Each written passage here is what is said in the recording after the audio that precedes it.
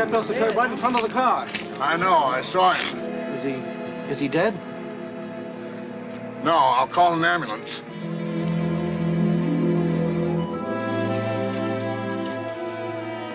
He sure was lucky to get away with only a slight concussion. Put him in here.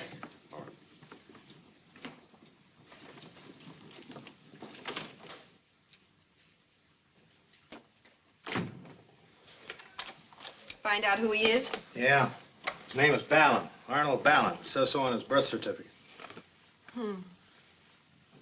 It's not often they carry one of these around with them. No. He's carrying quite a lot of cash, too. What's this? Oh, just an old locket. Well, can I see him now? Certainly not. He's in no condition to answer any questions. Okay. Just let me know when I can secure an interview with him, Duchess. Oh, and don't forget to have his clothes fumigated.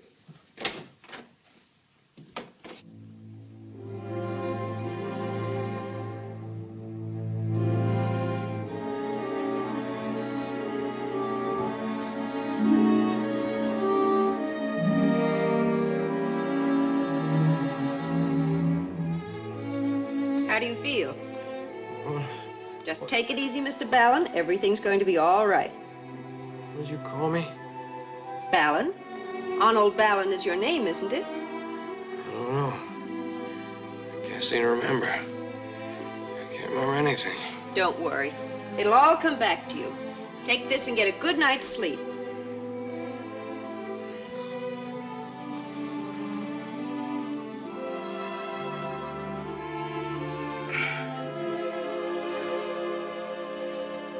Pleasant dreams, Mr. Ballin. Ballin. Arnold Ballin.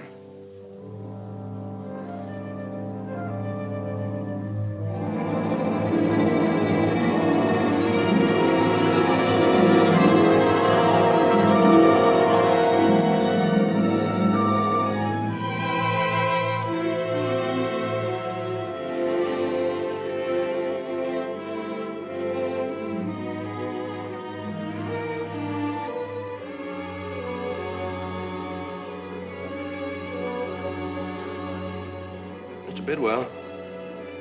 Mr. Bidwell, could you come over here for a minute, please?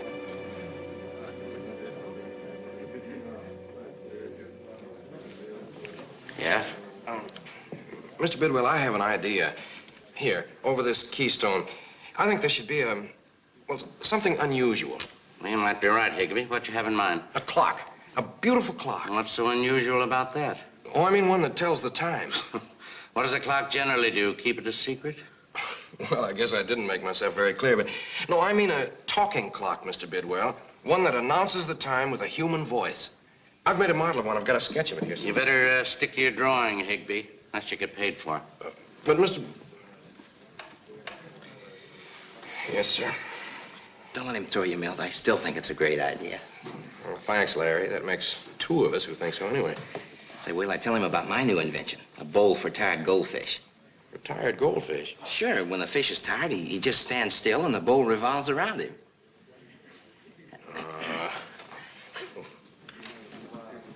Folks, I'm going to tell Mr. Golden now we have a little surprise for his anniversary.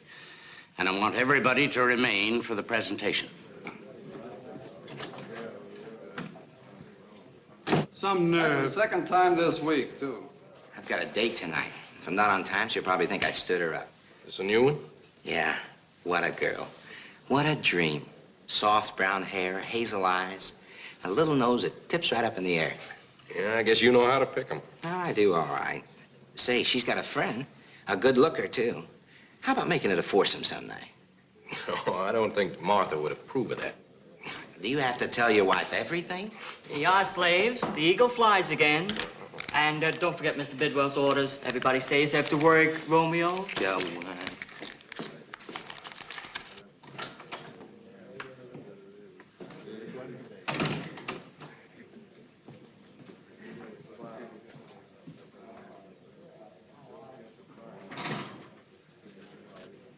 Hey, Milt, let me borrow your T-square, will you? Just a second.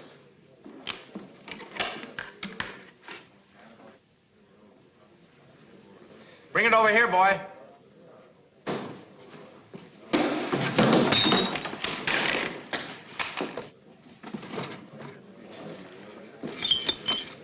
I think it's broken. You nincompoop. You know it's broken. Oh, look. Now see what you've done. I'm sorry. A lot of good that'll do. Oh, it was an accident. Never mind, Summers. Accident or not, Higby broke the gift. Well, look, if you can get another one, I'll be glad to pay for it. You bet you will. $26.80 we paid for it. Now, wait a minute. That isn't fair. We'll chip in again, all of us. Sure. No, it was my fault. I'll pay Boy, for it. run back to the store and get another gift. Here. 20, 25, 26, 27. Keep the change. You and your talking clock.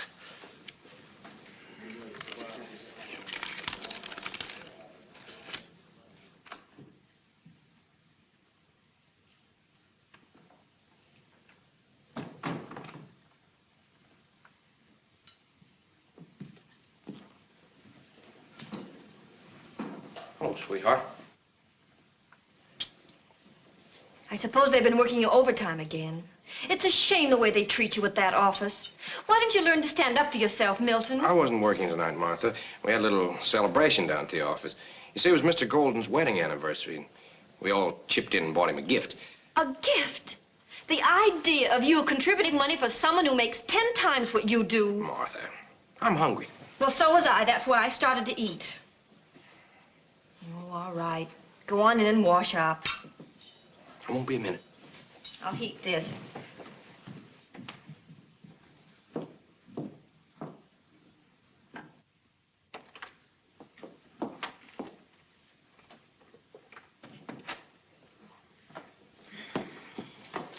Last year, I swore I'd never wear this thing again. Sam bought Stella a new Le Pen jacket. That's just another name for rabbit. Well, by the time you can afford to buy me a La Pen jacket, we won't care whether it's rabbit or chipmunk. Speaking of buying things, this was payday, wasn't it? Oh, that's right, it was. Here. Thank you.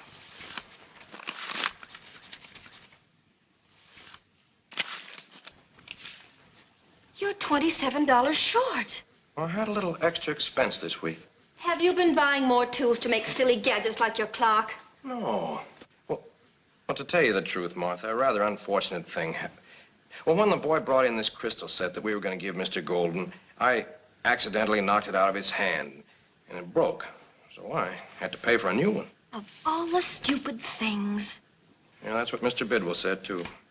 Well, if it was an accident, why did you have to pay for all of it? What else could I do? If I hadn't, Bidwell might have fired me. I wish he had. Sometimes I think that's the only way you'll ever get a better job.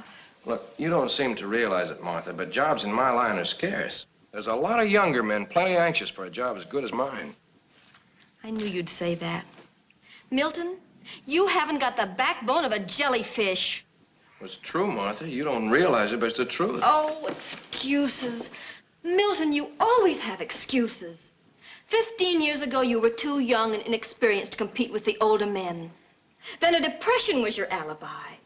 Now you're experienced enough, but apparently too old to compete with the younger men. Oh, I don't know. It's 10 o'clock. Time to turn in. Mama love, Papa. If you fight, it's a sin.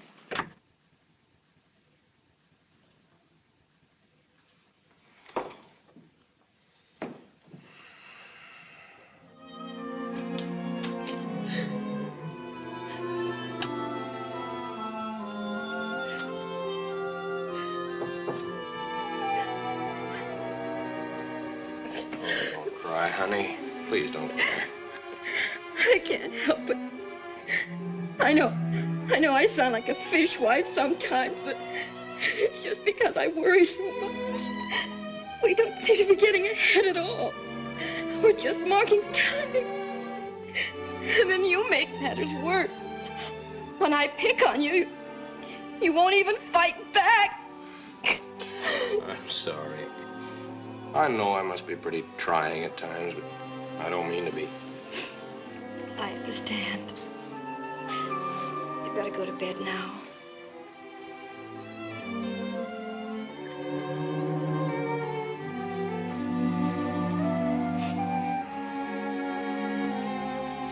Look, honey, I've got an idea. What you need is a little vacation. Oh, but we can't afford it. Yes, we can. I still have that money you gave me to get the new top coat. Oh, but darling, you need that overcoat. No, I don't. I can make the old one do a little longer. Oh, Milton, you are impossible. But you still love me, don't you? Look, how about going to see Aunt Clara for a couple of weeks? She's been asking for you to come for years. Do you really think I should? Of course I do. It'll do you a lot of good to get away for a while from me. Don't you dare say that. You may be the world's worst husband, but you're the only one I've got.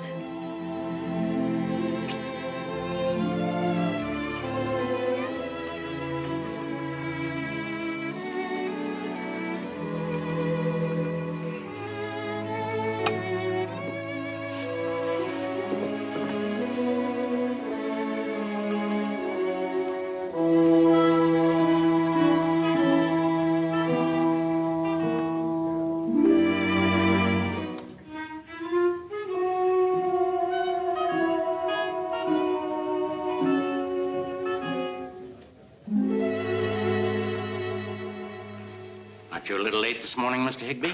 I'm sorry, Mr. Bidwell. I had to take my wife down to catch a train. Of course, you would have to choose Saturday, a short day.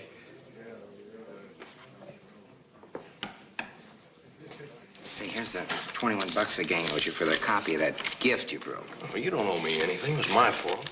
Don't be silly. It was an accident. There's no reason why you should pay for all of it. Here, go on, take it. All right, then. Thank you. Say, what's this I hear about your wife leaving town? Yeah, she's going to visit an aunt of hers for a couple of weeks. Quite a break for you, huh? Hey, take it easy.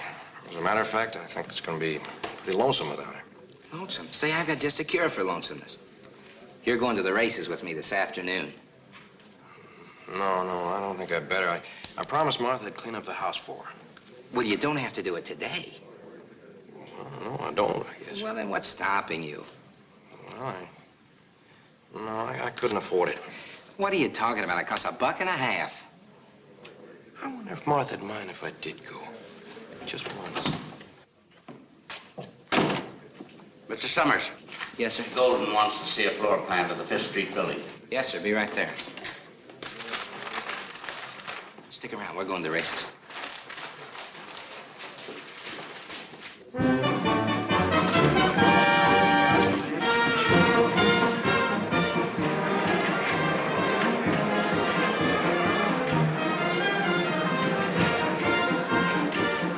Listen, I want to get my bet down before the windows close. You wait right here. Okay.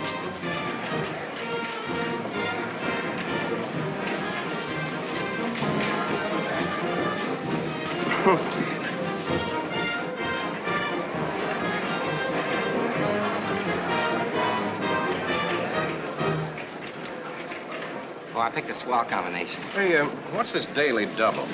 Well, that's when you pick two horses. You bet on the first horse, and if he wins, all the money goes on the second horse. Well, if they both win, you get a hat full of dough for the measly sum of $2. That is the daily double. Oh, sounds like a good deal to me. Say, listen, the first race is about to start. I'll meet you down by Section F. Okay.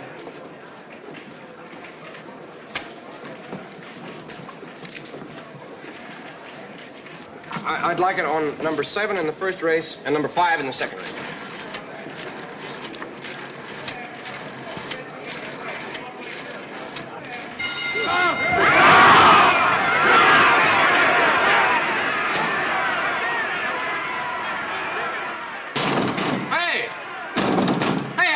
Change. What's the matter, mister? Oh, this guy didn't give me back my change. I've got $18 coming. Yeah? How much did you give him? $20. $20, huh? Yeah. Wait a minute. What are you squawking about? There's your 10 tickets. I only wanted one. Well, that's too bad. It's too late now. Look, you just get this window open for me. I want my $18. Now, that's not a nice way to act. I don't want 10 tickets. I just want my money back. All you're going to get back is your price of admission when you leave by the front gate. Now, come on. Now, wait a minute.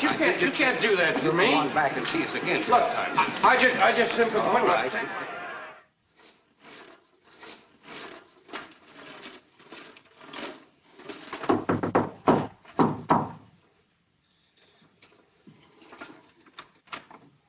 Hiya, Milt. Oh, hello. Come on in, girls. Say, Milt, this is Marge Andrews. She's the dream I was telling you about. Hello. How do you do? Oh, and this is Sally Guthrie. She's all right, too. Thanks, Bud. I was just starting to clean up the house. Where does a woman find a husband like you, Mr. Higby? Just call him Milt. Larry has a way of getting friendly in a hurry. See what I mean?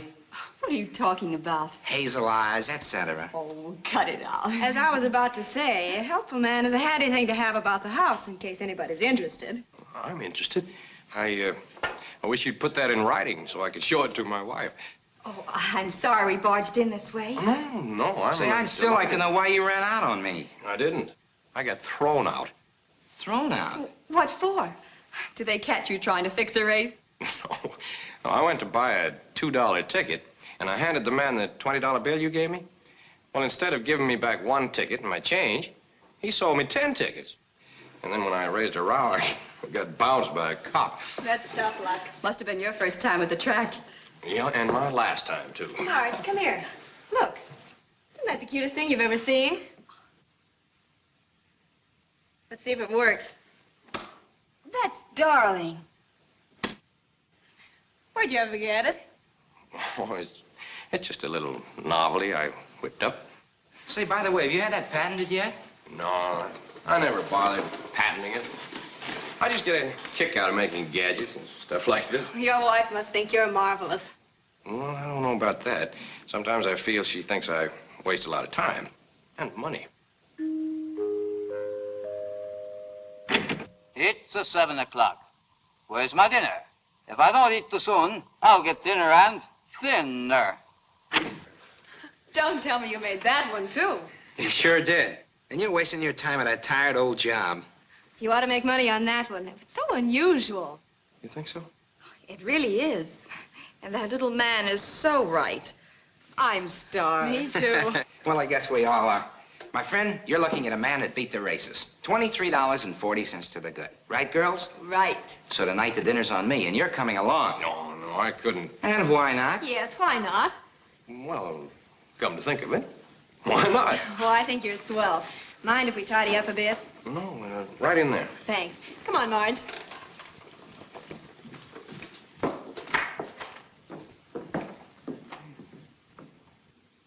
I ought to wring your neck. Why? I suppose you just ran into them at the races accidentally. Oh, well, surely you don't You're think... not fooling me. You had a date to meet Marge at the track. You knew she was bringing a friend, so you dragged me along as a convenience. Fine thing. Oh, you injure me deeply, Mr. Higby. Well, you and your little plan just cost me $20. I never even got a chance to see my horses run. Sorry about that, Mel. What next did you bet? Oh, I don't know. I just had a hunch. Played Martha Slipper in the first race. Martha Slipper. Martha Slipper. What did you bet in the second race? Some silly name. I can't remember. Here, let me see your program. Oh, here it is, the one you've got circled. All alone. Oh, no. Oh, no! Where are the tickets? Tickets? Oh, come on, Milt. Hurry up. Find them. Come Oh, on. I guess I must have lost him. Oh, no. Oh, no. Oh, no. Oh, here they are. You found them. You found them. Milt! Marge! Sally! Oh. Hey, girls! Come here. What's the matter? What's wrong? Come here. Hold on to your hat. Take a deep breath. You know what this guy did? Look, for years I've been playing the horses. Well, I know more about handicapping than the bookmakers themselves. Do I ever make a killing? Oh, no. This guy goes to the races the first day. He doesn't know anything about it. He bets a hunch, and what does he do? He wins the daily doubles. Oh, you must carry a rabbit's foot around with you. Rabbit's foot, nothing. A whole hutch. You mean I've won something? Oh, no, you haven't won anything. You'll have to be satisfied with a small yacht at first, and just 1 or 2 diamonds, and a gold mine or 2 here and there. Huh, you know what you did? You picked 2 of the longest shots of the season. Milt, you're loaded. Well, how do you feel, tycoon? Give me those Oh, tickets. no, let's put them in a safe somewhere. I'll take care of these tickets. And tonight, dinner's gonna be on me. And are we gonna celebrate? Oh, wait till we get our things. And we're raring to go. Oh, boy, wait till Martha hears about this. I know. I'll send her a wire. Oh, now, wait just a minute. Let's don't hurry. We got a lot of time. Why don't you surprise her when she gets back? Yeah, maybe that would be better. Yeah, in the meantime, I could buy her a new washing machine, and a vacuum, and an electric mixer. She's wanted that for I don't know how long. You're sure I can get this money? Sure, I'm sure. You're sure? Yes, cross my heart. Well, then, if that's the case, there's a little something I've been wanting to do for a long time. I'll take care of that Monday.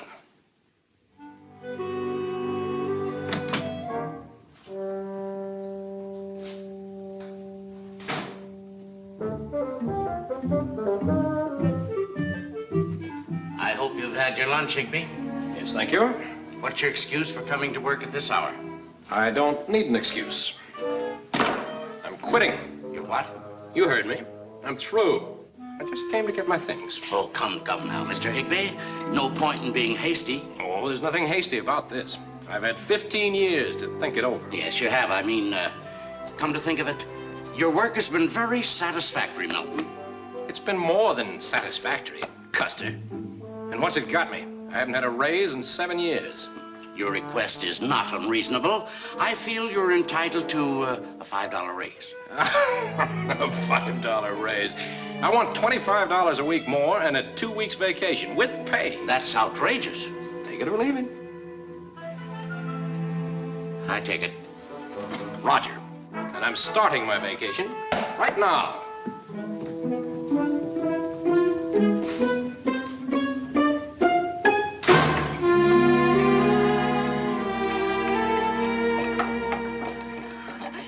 I don't really like champagne, but it makes me feel like a member of the upper classes.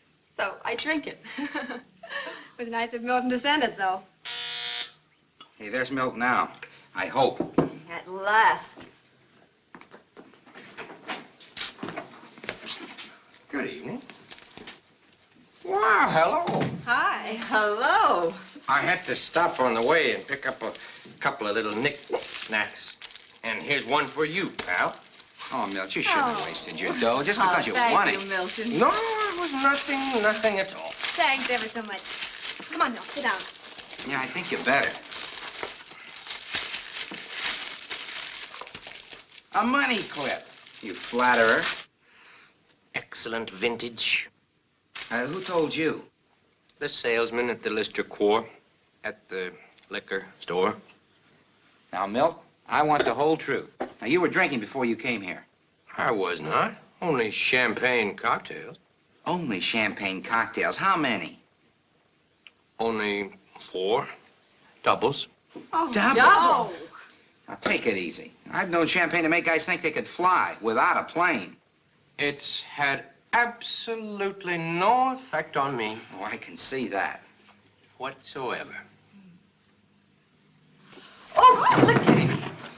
Only champagne cocktails, says he. Say, he'd better lie down. He is. But let's find him a softer spot.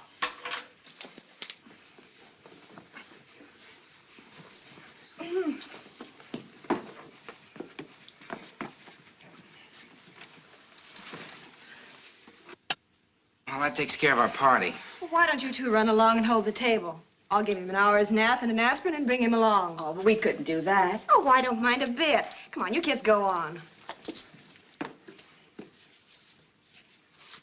Playboy.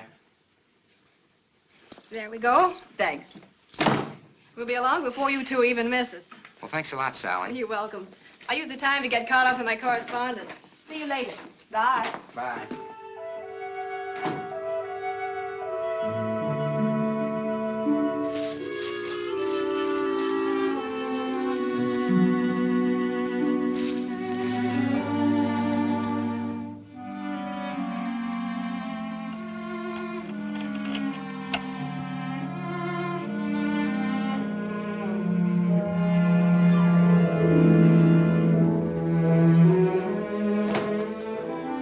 Hiya, baby.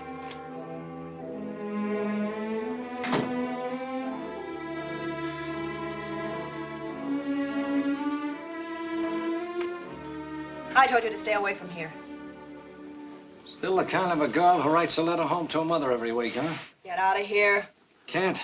Why not? No place else to go. I suppose you mean because there's no place else you dare go. What's the matter? One of your cheap rackets blow up in your face? You might say I ran into a small business difficulty.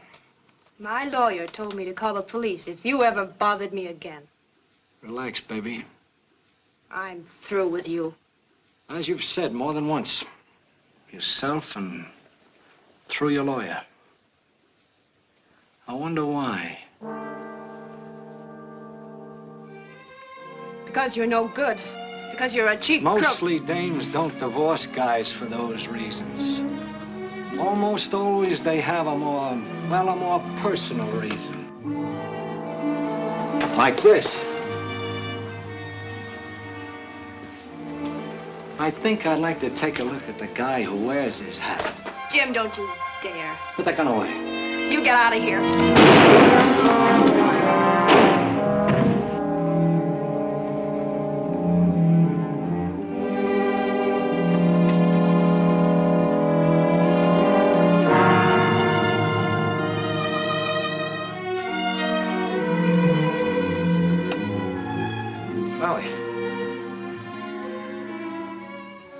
Sally.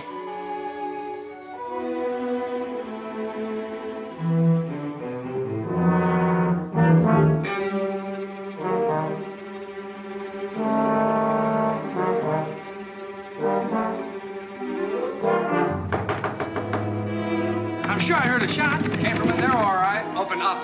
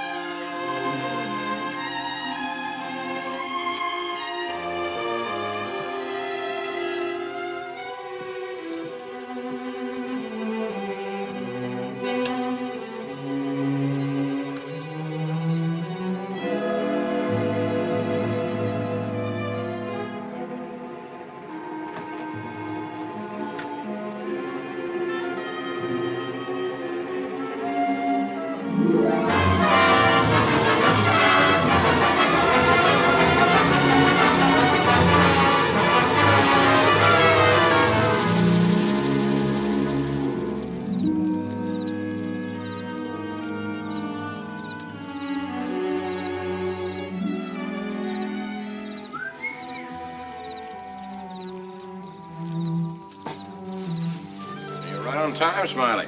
A feast for a king. And just about ready for your royal stomach. Wonderful. Look what I brought.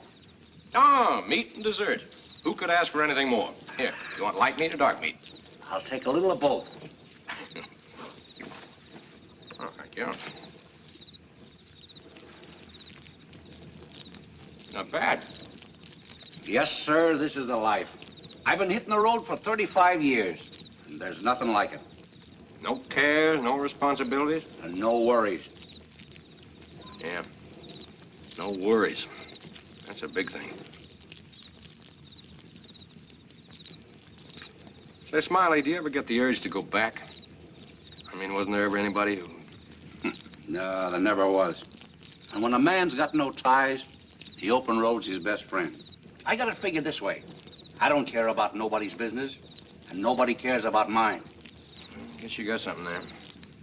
Just let the rest of the world go by. Sure.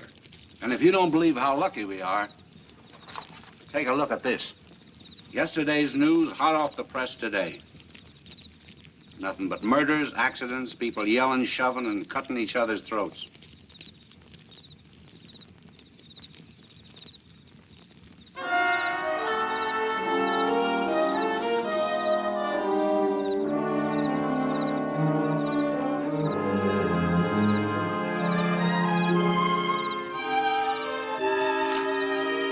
Hey, I wanted to read that. Oh, I'm sorry, Smiley. Thought you were finished with it. Say, if we're gonna get that freight, we better get going. Makes no difference if we miss it. There's no one waiting at the other end. Oh, come on, I'm getting tired of this place. Okay, it's all the same to me.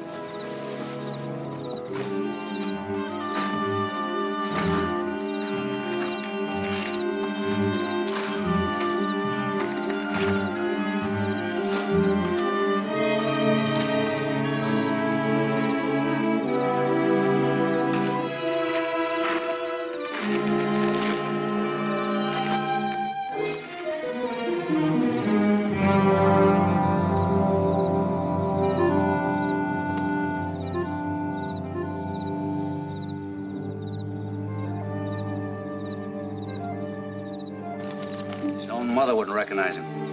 He must have fallen off a train. I got pushed off. I never thought you'd stoop to that, Smiley. He can't spend it whichever place he goes.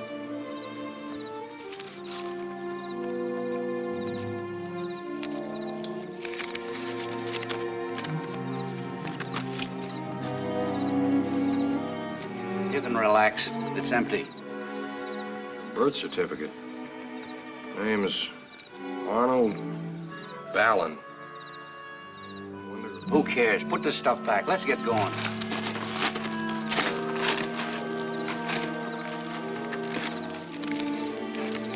I guess we'd better.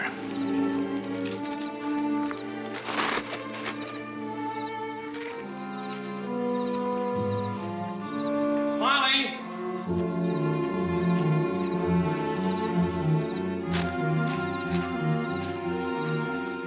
Wait a minute, Smiley. We can't just let that guy lie there. There's nothing we can do for him. Well, maybe there's somebody he'd want notified or something. The police will take care of that.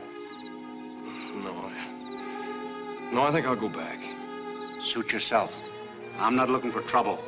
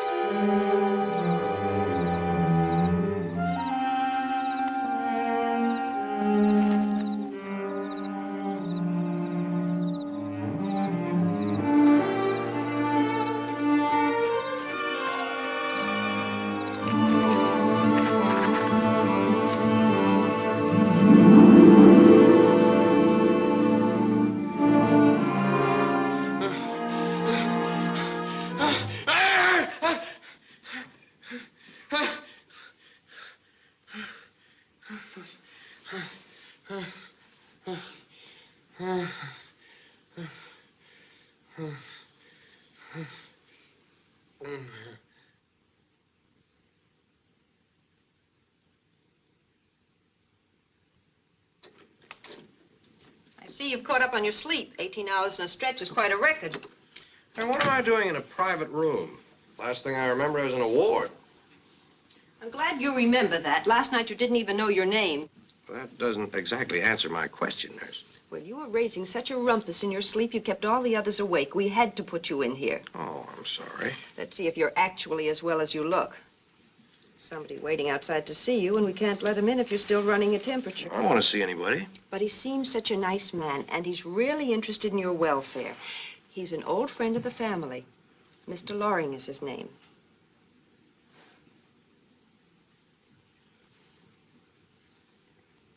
No fever? Pulse normal?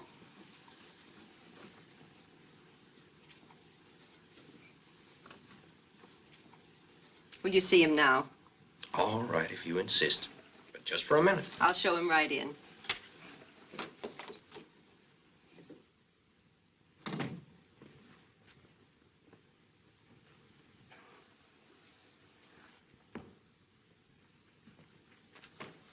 You may see him now. Thank you, nurse. Please don't stay too long, and be sure not to get him excited. No, I'll only be a few minutes. This way.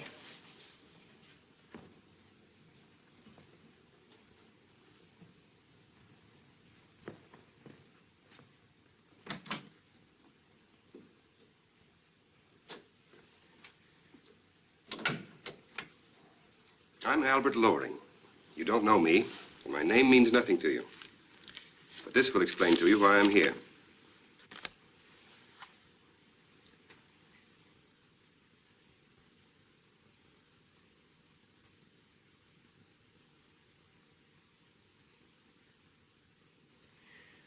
Well, now I can understand your interest. The nurse tells me you're an old friend of the Ballin family. Yes, that's correct. I'm also your father's attorney. I've helped him for many years in his search for you. I'm sorry to disappoint you, Mr. Loring, but I'm afraid I'm not the Ballin you're looking for. Both my parents died many years ago. I'm not surprised to hear you deny your father. I remember how bitter your mother was at the time of the divorce. Look, I just told you. No, please. Let me go on. When your father received word some 16 years ago that your mother had passed away, he tried to contact you at once. Many times we thought we'd found you, but it was always a disappointment. That's a very interesting story, Mr. Loring, but it's really of no concern to me. I'm sure you must realize there must be more than one Arnold Ballin in this country. Oh, yes, indeed. But I think we have the right one. The people here were good enough to show me your birth certificate and that locket they found on you. Well, they didn't have any business doing that. When I explained my reason, they thought they were doing you a favor. I really don't care to discuss this anymore. I can see you still have a grudge against your father. I suppose that's natural. You were with your mother from the time you were 2 years old. But I assure you, he's a wonderful man. If he were in better health, he'd have come himself to take you home. It's just as well he didn't. Because my mind is made up and nothing you say is going to make me change it. Well, Mr. Ballin, if that's your final decision... It is. Then there's nothing more I can say. Thank you for seeing me. Good day. Bye. Thanks. It's certainly a relief to get rid of that brush. Practically makes you a new man again. Yeah, the way I feel, I could go out and dig a couple of ditches. Well, you'll get your chance at that in another day or two. Oh, that's wonderful. The way he talks, you'd think he didn't like the service here. Oh, no, you've been swell to me, and thank you, Doctor, for all you've done. That's all right. But next time, look before you leap. Don't worry, I will. Oh, nurse. Yes. Could you get me those things they're keeping for me out in the office? I'll get them right away. I certainly hope I have enough to pay for all this luxury. Now, don't you worry about your bill. That's all taken care of. What do you mean? Well, Mr. Loring telephoned us the second day you were here and told us all about you. He had us move you into this private room. But you said... Yes, I know, and I promised Mr. Loring I wouldn't tell you.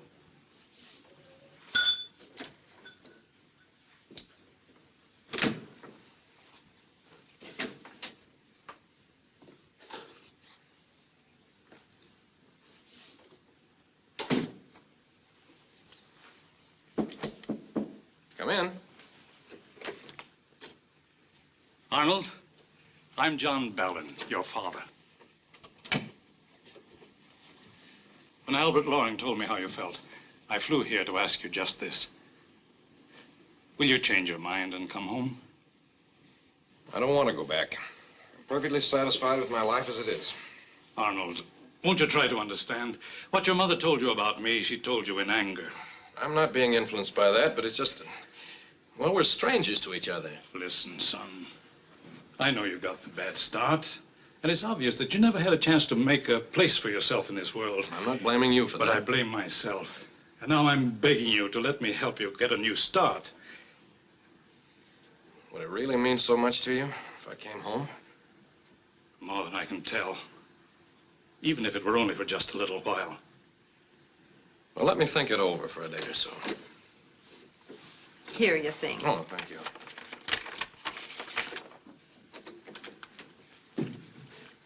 When are you getting out of here? As soon as the doctor says the word. Your mother's locket? Yes. May I look at it? Of course. You can keep it if you want to. Thank you, son. I'll see you tomorrow.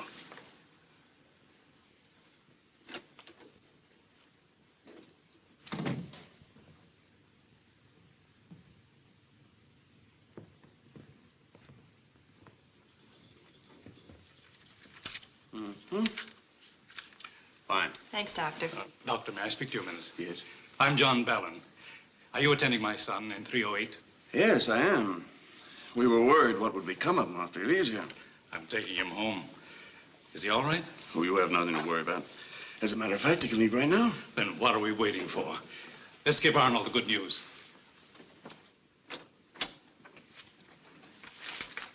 This way, Mrs. Higby. Sit down, please.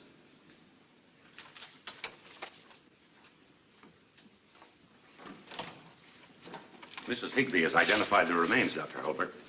I think that's my husband, but I can't be absolutely sure. I realize that positive identification is impossible, but what about his personal effects? Well, the wristwatch he wore with my picture in the back of it was one I gave him for Christmas. That's good enough. Now, the police department can close the records of the Guthrie murder case. My husband may be dead, but someday you'll find out he did not kill that woman.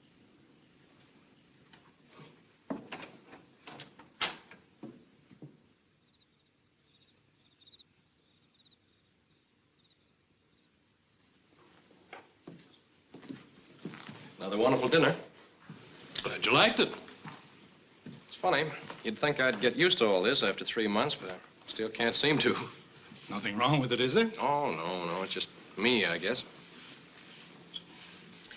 There's something I've got to talk to you about. I hope you'll take it the way I mean it. Sure, son. What is it? Well, you remember when I came back, we had a little understanding. Yes, you'd stay only if you were happy here. Oh, I've been happy enough, but just, well, I hardly know how to say this to you. You've been so kind to me. Oh, I've done nothing. Oh, you've been swell. You're the best father any son could ever hope to have, but, well, I just can't go on like this. What's troubling you, Arnold? My conscience. I'm taking everything from you, and I'm not giving anything in return. Your being here is all the compensation I'll ever ask for. Well, the truth is, I can't stand being so idle. There's no reason why you shouldn't work here, if that's all that's wrong. What did you do before you got the wanted list? Did you ever have a trade or profession? I used to be a pretty good draftsman. Well, that's interesting work. Many draftsmen become fine architects. Yes, I know, but that never really appealed to me so much. I tried to get into a different field, making sort of novelties for the home. Well, there's nothing wrong with that. Some people have made a lot of money from such gadgets. Well, that's the way I figured it, but nobody ever listened to me. I made a talking clock once. A what? You too, huh? That's the same reaction I always got from people when I tried to interest them in my ideas. Arnold, I meant no offense. I was just amazed when you mentioned such an oddity.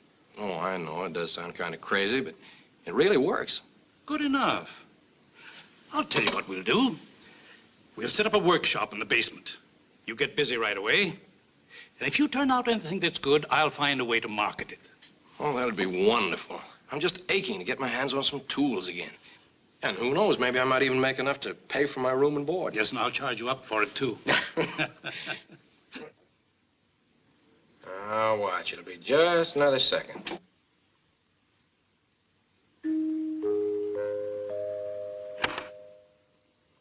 Three o'clock, school is out. Mother likes chicken, I like trout.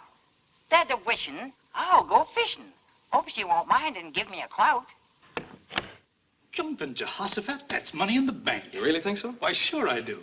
Of course, they'd have to be turned out in large quantities to sell at any kind of a price, and that'd take a lot of capital. Don't you worry about that. Hey, wait a minute. The public might not go for this, and I don't want you to lose your money. Well, I know a good thing when I see it. Besides, you've got those other things like the light switch and that magnetic lock. Well, if you're really willing to take the risk, I'll work day and night on more ideas, provided you can find me the customers. Not me.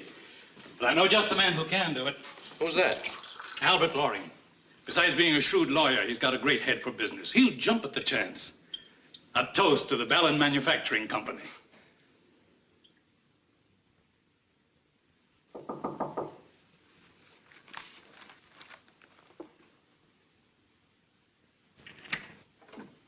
How do you do, madam? Good evening. Is this the apartment that was advertised for rent? Well, who needs an apartment nowadays? I need an apartment. Well, are you prepared to put up a substantial deposit? Oh, Larry, you big clown. Oh, what beautiful flowers. Oh, what's the occasion? Anniversary. What, again? Sure, 5 weeks and 2 days, since you said I will. You are a darling. Say, we better hurry. You know, we don't want to stand in line and wait for a table. I'll be ready in a minute. Oh, I have a surprise for you, too. You'll never guess what it is. Animal, vegetable, or mineral? Neither one. I found it at Slater's today. Why, Marge, it's like... Uh-huh. Just like the one Milt had in his home. Well, it's not only like it, it's exactly the same. Well, Milt is dead, so he couldn't have made that one. What are you getting at? Larry, he must have been kidding us when he called it his invention. Why, he bought it in the store the same as I did. I don't think so. Not Milt. And this proves it. Made by Ballon Manufacturing Company, patent pending, February 10th, 1947. Why, Marge, they've only been making these since Milton died. Well, in that case, maybe Milt gave him the idea. Not a chance. Why, he would have been afraid to approach anyone of importance. He would have been afraid they'd ask too many questions. Well, how can you figure it out? Well, suppose Milt got friendly with one of the guys he met on the road. Told him all about the switch and how it worked. Then after Milton died, this guy sold the switch to that company. Say, maybe you have something there. Do you think we should tell Martha about it? Well, not until we get something more definite. I catch on. When do we go to see these people? Well, I get my vacation next month. Oh, that's fine. So we're going to spend our honeymoon chasing gadgets. Okay, honey.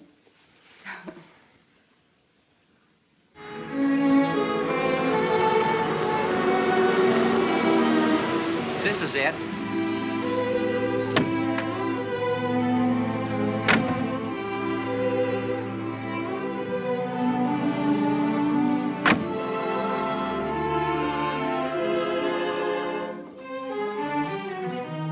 Good afternoon. What can I do for you? We're from Illinois. My wife and I just drove down on our honeymoon. Oh. That's nice. I presume you're in the novelty business back there. Would you like to look over our display? No, thank you. We're only interested in this electric switch your company manufactures. Oh, our kissing number. That's one of our best sellers. How long have you been making this? Well, I wouldn't know exactly, but we've only been in business about 7 months. Could we see the man who owns this place? I'm sorry, Mr. Ballon isn't in. Then maybe we could see that Mr. Loring. Oh, I'll find out. What's his name? Summers. Larry Summers. Mr. Summers from Illinois here to see you, Mr. Loring. Yes, sir. Go right in. Thank you.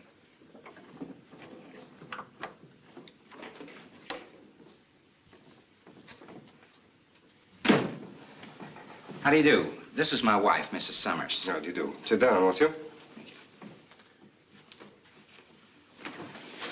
Well, I might as well get right to the point. I represent the widow of Milton Higby, the inventor. No doubt you've heard of him. Not that I can remember offhand. Well, that's beside the point. What is important is that you're infringing on one of his inventions. Well, that's quite an assertion, Mr. Summers. May I ask which one? Yes, it's an electric switch. You call it your kissing number. I'm sorry, but I happen to know that that particular item was invented by Mr. Arnold Ballin, the head of our firm. But we happen to know that Milton Higby made that switch even before you were in business. We saw it in his home. I can't contradict you, Mrs. Summers. And if that's the case, we'll simply have to accept the fact that two people had the same idea. If it were only the general idea, I might agree with you. But when two articles are so identical, well, you can hardly call that coincidence. Just what are you suggesting? I demand that you pay Mrs. Higby a royalty, a percentage on all your sales. Now, look, this has gone far enough. We wouldn't have been granted a patent if we'd been infringing on anyone's rights. But isn't it just possible that Mr. Ballin got the idea from Milton Higby? Certainly not. Arnold Ballin's a mechanical genius. He doesn't need anyone's ideas. Good day, Mr. Summers.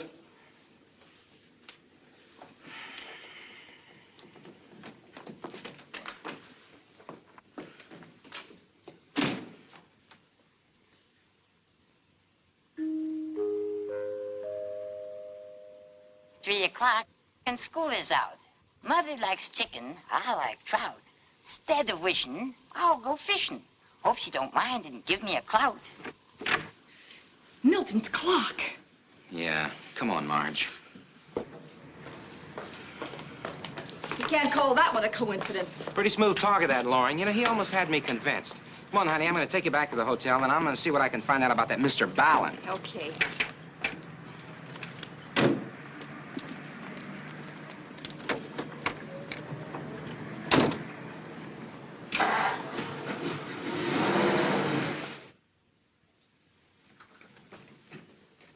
Hi, beautiful.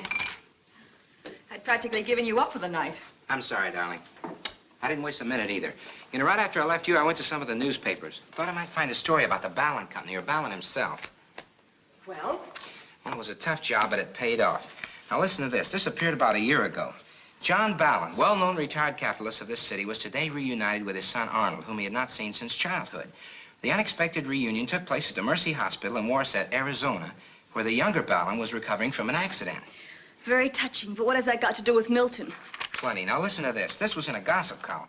Can you imagine John Ballin's surprise when he discovered his son Arnold, who for years had tramped the highways and byways of this country, is actually a mechanical genius? That does it. You had it to a T.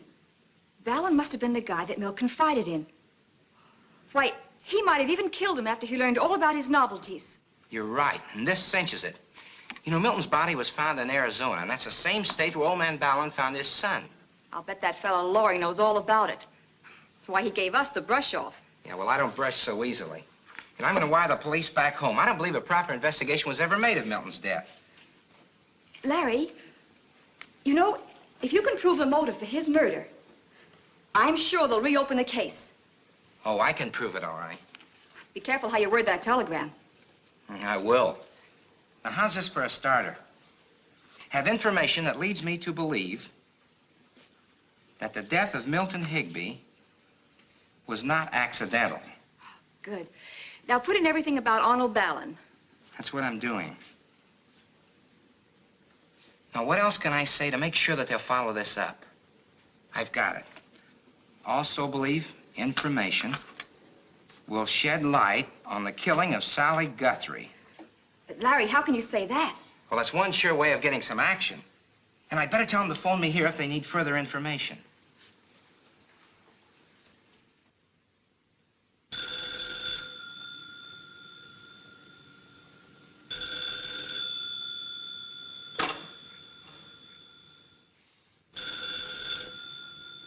Larry, it isn't the clock, it's the phone. Hello. Hello. Yeah. Yeah, this is Larry Summer. Who?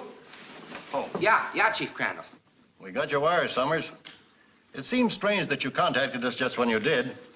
Only yesterday, Jim Guthrie confessed to the murder of his wife, Sally. Then you know Higby wasn't guilty. That's right. But what interests us is the rest of your telegram. Have you any proof to substantiate your statement about this man, Ballin? Well, only what I sent in the wire. Isn't that enough? Well, yes, but at least, do you know where the older Ballin met his son? Sure, in Warset, Arizona. No, you've got something. That's where they found the body of Milton Higby. Did you hear that, Marge? We'll send a man over to Warset to look into this. You stay where you are until I contact you again. Yeah, goodbye. Norris, come in here for a minute. He printed it, hoping that his writing couldn't be identified. What do the police in Warsaw think about this, Norris? Well, when I suggested to them that Higby might have been murdered, they checked on the various states and found it confirmed our suspicion. And how do you feel about it? Well, You've also talked to the wife of the deceased and that Summers couple. There's no doubt about the motive, and Ballin certainly had the opportunity. I guess you're right. Only I'd hate to make a mistake. His father's a highly respected man in this town. Yes, sir. Tell Dillon I want him right away.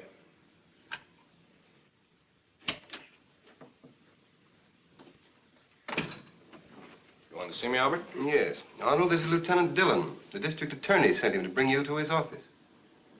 What for? I haven't committed any crime that I know of. Don't tell it to me, mister. It's the DA that wants to question you. Better get your coat.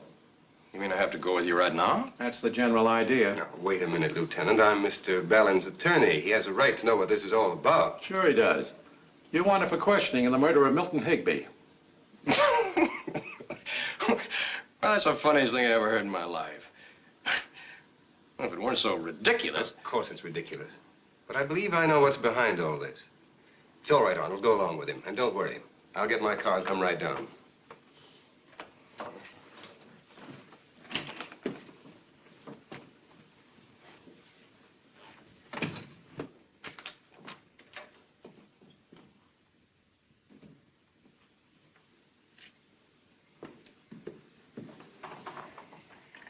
Glad to see you, Loring. How are you, Clemens? This is my client, Arnold Ballin. Mr. Ballin? How do you do? Sit down, gentlemen. Mr. Ballin, I suppose you know why I asked you to come here. Yes, but it doesn't make sense to me. What gives you the idea, Clemens, that Mr. Ballin would even have any idea that this man Higby ever existed? Certain facts don't make such a supposition too far-fetched. Isn't it true that before you and your father were reunited, you spent many years roaming the country? Yes. Well, then isn't it possible that you may have met this man at one time or another? Well, if I had, wouldn't I remember his name? He may have used an alias. You see, Higby at the time was hiding from the law. He was supposed to have killed a woman back in Illinois. Mr. District Attorney, you've just proven that even if my client had struck up a friendship with this criminal character, he couldn't be expected to give you any information. How could he when he doesn't even know who the man actually was?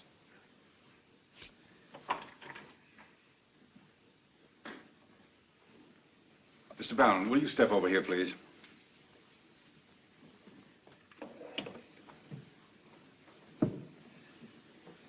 Does this mean anything to you?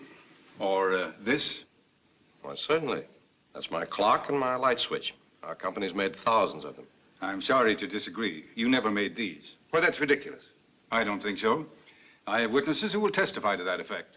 Now I understand what's back of all this nonsense. Extortion. It's just a plain case of extortion. What are you driving at, Loring? I demand the right to question your witnesses before they're permitted to confront my client. I have no objections. Mr. Ballin, please. Have this man wait in the outer office.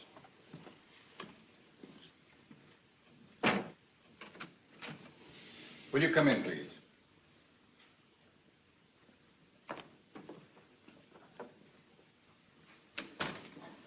Mr. Loring, this is Mrs. Higby and Mr. and Mrs. Summers. That's the couple who came to my office and demanded money. Sure I did, but it wasn't for myself. It was for Milton's widow, Mrs. Higby. And she's entitled to it. After all, Ballin stole her husband's ideas. Now, wait a minute. Mrs. Higby, you testified under oath that both of these articles were made by your husband. Yes, of course they were. And we saw them at his house over a year ago. How long have these things been manufactured by Ballin here? For about 7 months. That answers everything. I take it for granted even you won't believe that two men who never met could, by coincidence, create two articles so identically alike. Send Mr. Ballin in again.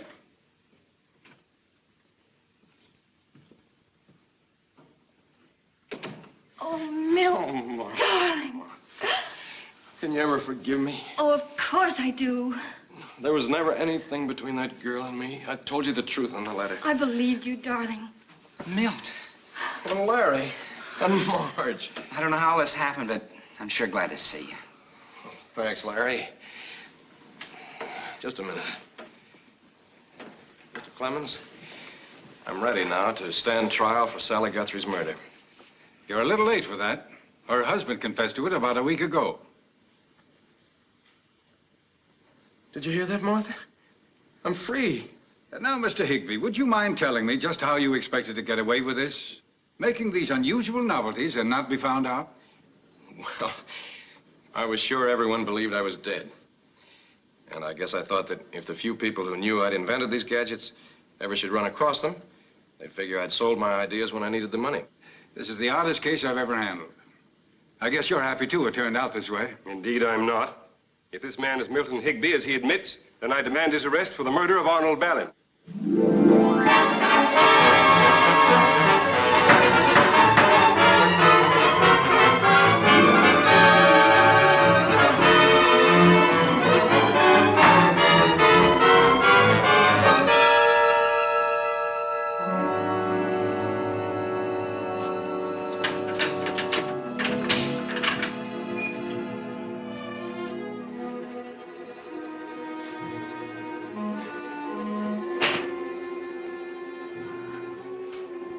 This is our last visit together, my son.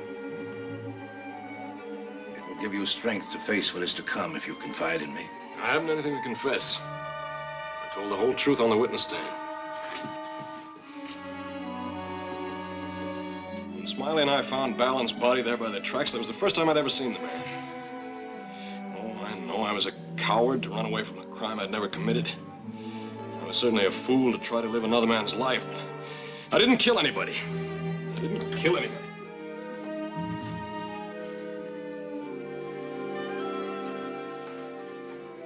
May the Lord have mercy on your soul. The thing I'm really ashamed about is all the trouble I've caused my wife. Your wife is a wonderful woman.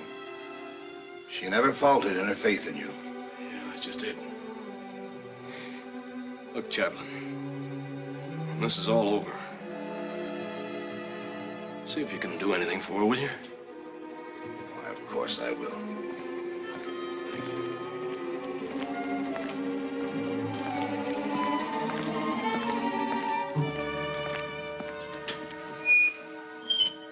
We're ready, Warden. Higby, I have some good news for you. The governor's granted you a reprieve until he can review your case. Thank you, Warden. Thank you. Don't thank me. You owe it all to the little man who wasn't there when you needed him. You wait. Come in, Smiley.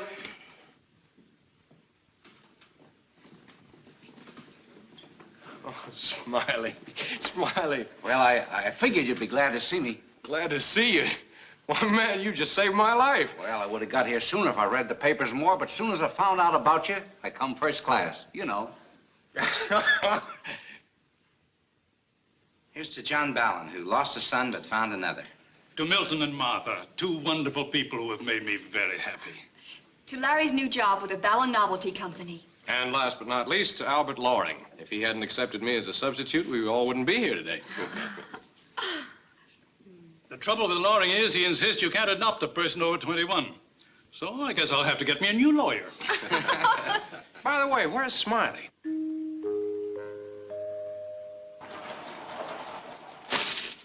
Here I am to say goodnight and add a word in season. 'Twas Milton's fright brought on his plight and made him lose his reason. So when you're filled with dire fears, remember this from Smiley. Just face your fears with laughs and cheers, and you'll enjoy life highly.